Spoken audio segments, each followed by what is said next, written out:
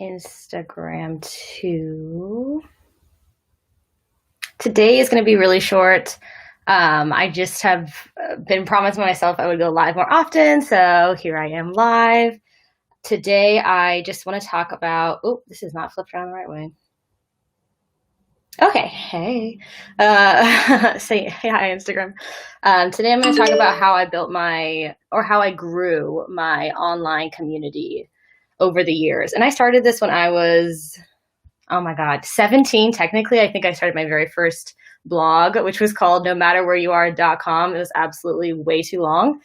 That would not, can you imagine having an email address? Gabby at nomatterwhereyouare.com. Yeah, it would not fit on a business card. So I renamed it Paxlight, I think my freshman year of college. And I've been doing this since then. And I kind of have a loving community online. All my Instagram followers are hopping on. Hey guys. But yeah, I want to talk about how I grew this community. And I would say the first thing I did from the get-go, from when I was 18, I just tried to provide value. Like the first thing I did was, what do people need? What are they asking me for? My very first blog post, I think, came about because I went on my first solo trip when I was 17. I went to Iceland by myself and went backpacking with a bunch of strangers.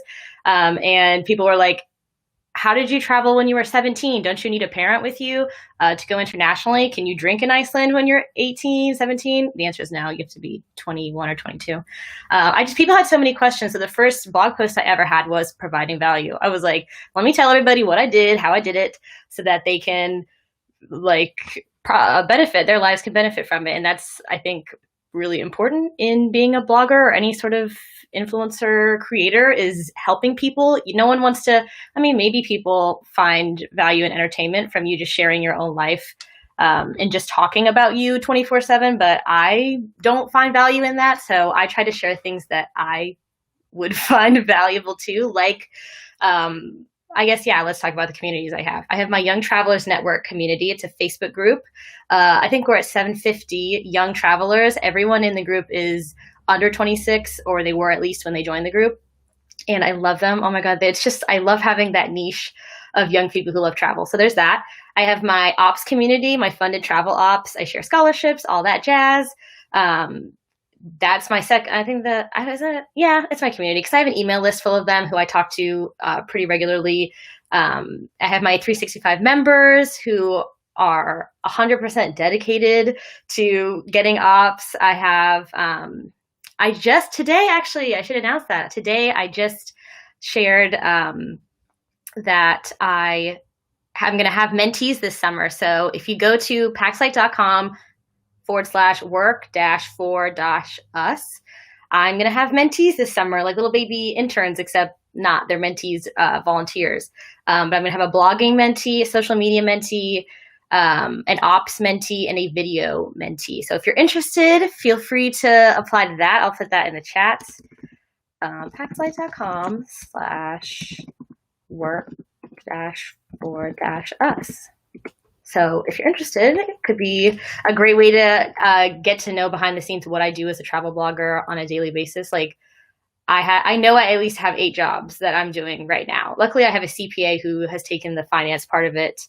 Shout out to Cindy, but I know I do way too many jobs. So if you're looking to get to know the behind the scenes of a full-time travel blogger, you can go look to that. Oh, hey, Brooke. Hey, Ian. Thanks for saying hi. So anyway, back to communities. I have those communities. I consider each of my social medias its own community because y'all are different. Like my Facebook community is a lot of moms and a lot of like maybe older people because they're on Facebook, like 30s. You're not old. It's just you're in your 30s. It's fine. My TikTok community is like 13-year-olds. Seriously. My Twitter community is like very like POC, Black, bi POC, like we with it. Like I just have different communities. So hey, Miss Lisa. How did I grow those communities? I think the first thing was adding value. The second thing that I made sure to do from the get-go was being niche. It was hard to commit to serving like a young community very early on because no one was doing that. In 2013, Gen Z the name didn't even exist. So to commit to serving Gen Z was not an easy task. But I knew that that's who I wanted to help. I knew that that's the younger version of me is who I wanted to serve. So that version was like in their teens, college student age. So that's what I committed to. So being super niche, adding value, being super niche. Sorry, my notes thing keeps disappearing. Being authentic. I think from the very beginning, hopefully most people will tell you that I have not, like I just shared on Instagram the other day, this girl who took a picture of herself in the field with flowers, and like she posted the beginning and the final edit, and she had like lowered the horizon line and edited her dress and edited from a different photo. She photoshopped the flowers of a different photo into her photo, all that stuff. Yeah, love that. Wow, art. But I have never done that. And I think being authentic has been something that has served my brand and my community well, because they just know that I will never lie to them, I guess. Like I would never lie to you guys. Everything I say is just the truth that falls out of my mouth, whether it's good or bad. So I think being authentic has been really important to my brand. We have a question. I just started a pop culture blog and I'm wondering how the heck I'm going to grow this community. Hey, that's my second point.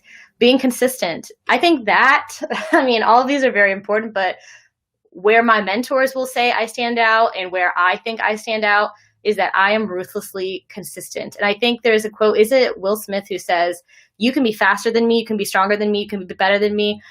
I will outlast you on the treadmill any day. I will run on that treadmill. I will kill myself doing it. I am more consistent than you. I am more dedicated than you. I will crawl to the finish line if I have to, but I will not quit. And I think that's maybe number one thing that has made me successful in growing a community, is that I post consistently. Look at me. I'm on live right now. Being on live makes me so nervous, but I'm on live because I'm consistent. And I would rather fail fast and fail forward and fail early than just be inconsistent and drop off and like think of the what ifs. I would rather just do it and learn from it and get it pushing. So that, Mila, I hope that helps you. Like, you just have to show up every single day. You need to, when you don't feel like working, that's none of my business. Like, I have to produce content. I have to work. I have to pitch. I have to email. It's not an option. And I don't see that as a bad thing. I enjoy the work I do, but I just don't let my emotions control me. And I think that's where a lot of people can fall short, is that they let their emotions, or like fear or anxiety or comparison, hold them back, when I don't have that. I'm in my own lane. I do what I do, and I'm going to do it to the best of my ability every single day. Oh, thank you, Natasha. She said I look good. Y'all, I can do my makeup clearly, but I don't like to do it because it takes too much time. Miss Lisa said, can I share my, see, this is Facebook. Miss Lisa said, can I share the link again? It's paxlight.com, /work -for -us /work -for -us. Okay. So adding value, being super niche, being like niche as heck. My niche, maybe it's narcissistic, is for me, young, POC women who are ambitious and want to travel the world. That's who I would like to serve. I would like to serve other versions of me. I've also said I would like to date other versions of me. So maybe there's something that going on there, but that's who I want to serve, because I know everything about it, and I know everything about you if you're like me, and I know how to help you. So adding value, being niche, being authentic, being consistent. And my last tip is being the change you want to see in the world. The reason I started the Young Travelers Network was because it didn't exist. It wasn't there. It did exist. Young traveling, I guess, was with like bigger companies or like marketing companies or study abroad programs, or at least like kind of corporate things like that. And I just didn't want to, it wasn't authentic in my eyes. So what did I do? Went on Facebook to create a community. I think I had like 20 people for the first year, which was like 2 years ago. And now we're at 750. So it's not going to be overnight, or it might be overnight. If your space that you're filling has that enough need, people may flock to it. You never know, but all I can say is you won't know until you try. So being the change you want to see in the world, just starting the Facebook group, posting on Facebook, hey, does anyone else want to be in my mastermind class? Which I'm thinking about making too, by the way. Stay tuned for that. Does anyone want to get on Zoom calls every Friday and talk about how we can help young women travel? Like, just being that change, starting it, you have to take the initiative, and that's hard for a lot of people. Oh, sorry, I'm getting comments on Instagram. Congratulations. Thank you. Oh my gosh. I would like to start a travel blog or something, but as I'm at uni, I don't have much time to write. How can I get started? I don't know, girl. I started when I was at uni and I was a biomedical engineer, waking up at 6 a.m. to study for my exams at 8 a.m. Like, if you want to start, you will. And that's my advice, is that you don't have to do anything big, but I think you should start where you are right now. You may not have a lot of time, especially with like summer classes and exams and stuff like that, but you can start.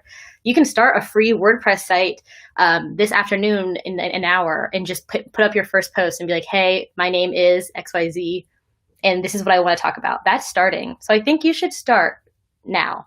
And if I've said this before, if you don't want to start on a big platform like a blog, if you don't know how to design the website, all that stuff, start on your Instagram.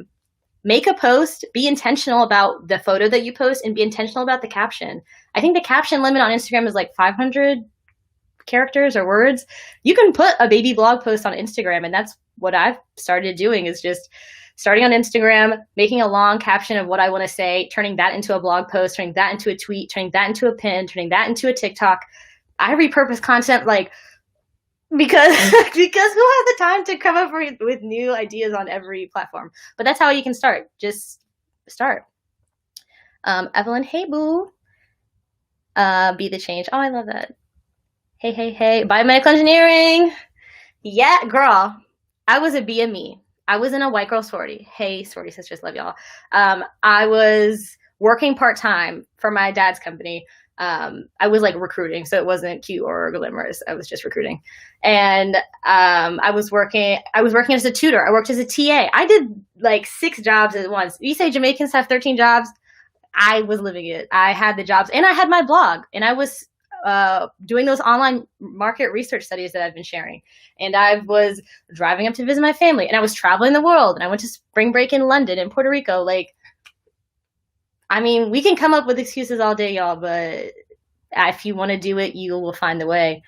How do you protect your intellectual property? Ooh, girl, that is a great question. That's a great question.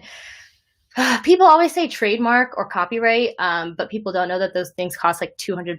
So for me in the US, at least, it costs $200 to get a trademark. So if I really wanted to trademark my entire blog or my, what do I say all the time? I say like, if I wanted to trademark that, it costs money. Like, it's not easy to protect your intellectual property, honestly. Copyright is a good, is it called copyright?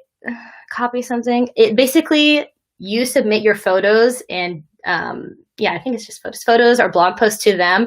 They scan the entire internet and see if anyone's stolen it. And if they do find someone who's stolen it, they go after them legally, and they just keep like 40% of the money that you get. So it's like having your own legal team. So I think it's called copyright with like a WRIT.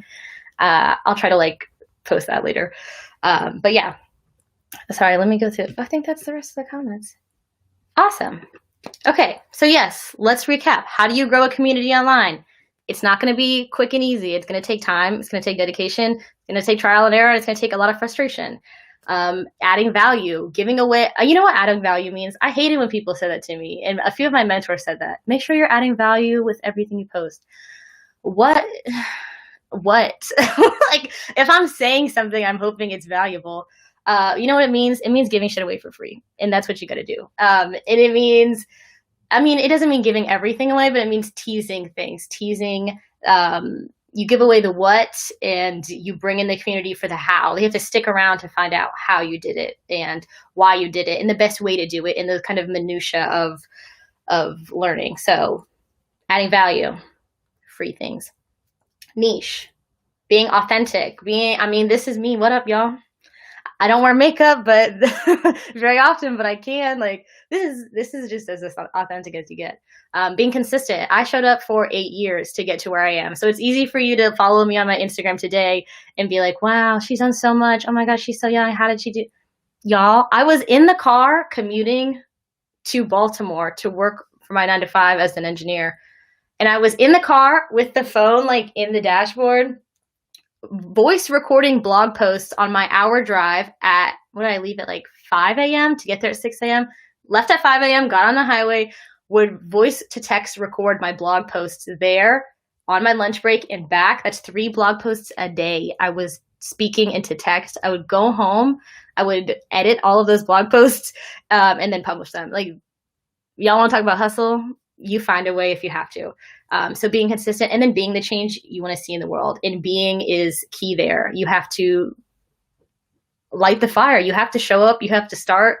You have to be the one who raises their hand in the crowd. Like, it's going to take a lot, I think, emotionally out of you to take those risks and like take on the emotional labor of like, all right, I'm putting myself out there. Please don't beat me up, or like, please don't hate me. But it's, I mean, to me, it's completely worth it.